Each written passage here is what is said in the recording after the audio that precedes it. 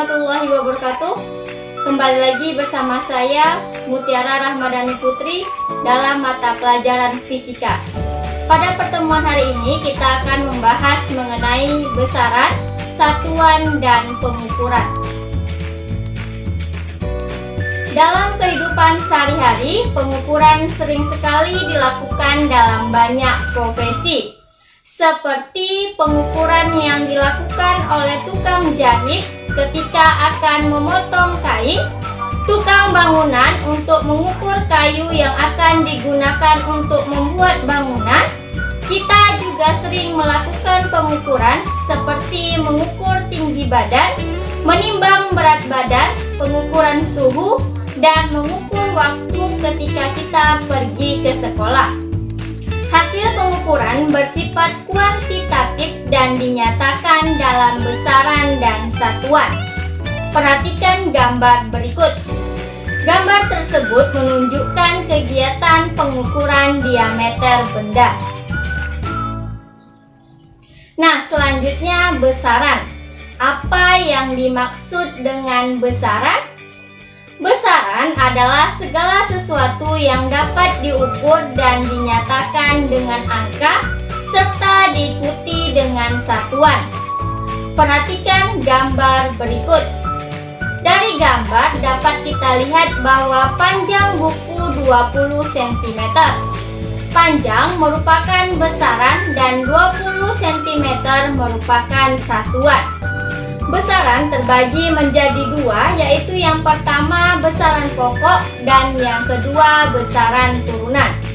Besaran pokok merupakan besaran yang satuannya telah ditetapkan terlebih dahulu dan bukan turunan dari besaran lain. Perhatikan tabel berikut. Dari tabel terlihat bahwa ada 7 besaran pokok. Yang pertama yaitu panjang, yang kedua massa, yang ketiga waktu, yang keempat kuat arus listrik, yang kelima suhu, yang keenam jumlah zat, dan yang terakhir yaitu intensitas cahaya. Nah, besaran yang kedua yaitu besaran turunan. Besaran turunan adalah besaran yang satuannya diturunkan dari satuan besaran pokok. Ini dapat kita lihat pada tabel. Di tabel disajikan beberapa contoh besaran turunan dan masih banyak lagi besaran turunan lainnya. Silakan kalian cari di literatur lainnya. Selanjutnya, satuan. Satuan adalah sesuatu yang digunakan sebagai pembanding dalam pengukuran serta menunjukkan jenis dari besaran yang diukur. Satuan terbagi menjadi dua, yaitu yang pertama satuan baku. Satuan baku dikelompokkan menjadi satuan internasional atau SI, misalnya MKS, meter, kilogram, dan sekon, atau CGS yaitu sentimeter, gram, dan sekon. Yang kedua, satuan tidak baku. Satuan tidak baku bersifat lokal atau dipahami oleh masyarakat di suatu daerah tertentu. Misalnya, untuk satuan panjang digunakan istilah tumbak di Jawa Barat dan satuan massa digunakan mayam di daerah Sumatera. Selanjutnya, alat ukur panjang. Alat ukur panjang ini terbagi menjadi 3, yaitu yang pertama penggaris dengan ketelitian 1 mm, yang kedua mikrometer sekup dengan ketelitian 0,01 mm, dan yang ketiga jangka sorong dengan ketelitian 0,1 mm. Selanjutnya, bagaimana cara mengukur menggunakan alat ukur panjang? Nah, yang pertama yang akan kita bahas cara mengukur menggunakan mistar. Yang pertama, tempelkan penggaris atau mistar pada benda yang akan diukur panjangnya. Titik 0 pada penggaris harus tepat dengan ujung awal dari panjang benda yang diukur. Yang kedua, nilai ukur benda ditunjukkan oleh garis pada skala penggaris atau mistar yang bertepatan dengan ujung akhir panjang benda. Nah, perhatikan gambar.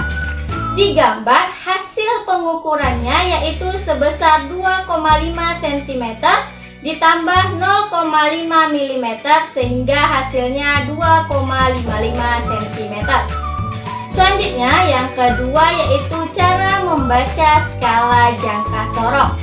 Yang pertama, pada jangka sorong terdapat dua skala, yaitu skala utama dan skala nonius. Skala utama bernilai cm dan skala noniusnya bernilai 1/10 mm. Lihat angka 0 pada skala nonius. Garis pada skala utama yang berada tepat di belakang 0 pada skala nonius adalah nilai ukur skala utamanya. Setelah mendapat nilai ukur skala utama, kita perlu membaca nilai ukur skala nonius dengan cara menentukan garis yang berhimpitan antara skala utama dengan skala nonius.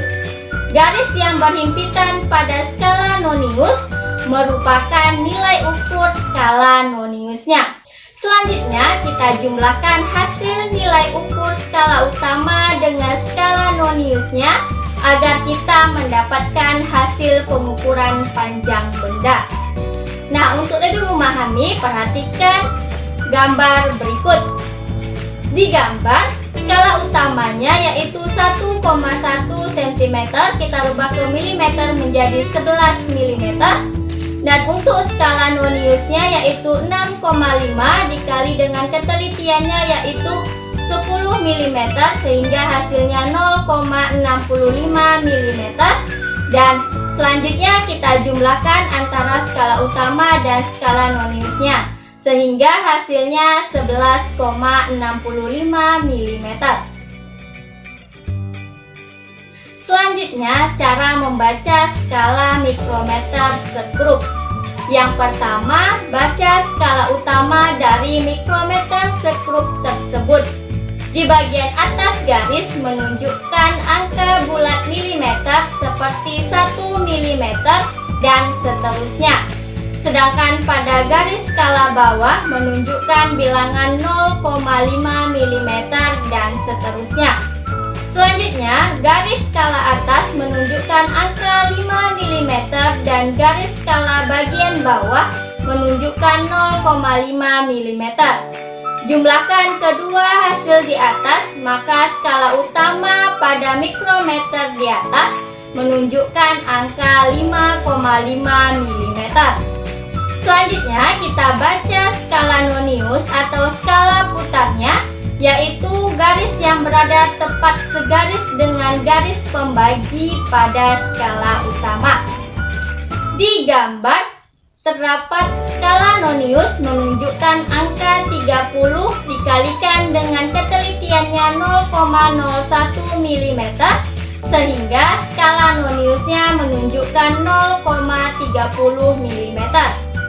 Selanjutnya kita jumlahkan hasil pengukuran dari skala utama dengan hasil pengukuran dari skala noniusnya. Misalnya 5,5 mm ditambah 0,30 mm sama dengan 5,80 mm. Nah, itulah penjelasan materi kita hari ini. Semoga kamu dapat memahaminya dengan baik. Wassalamualaikum warahmatullahi wabarakatuh.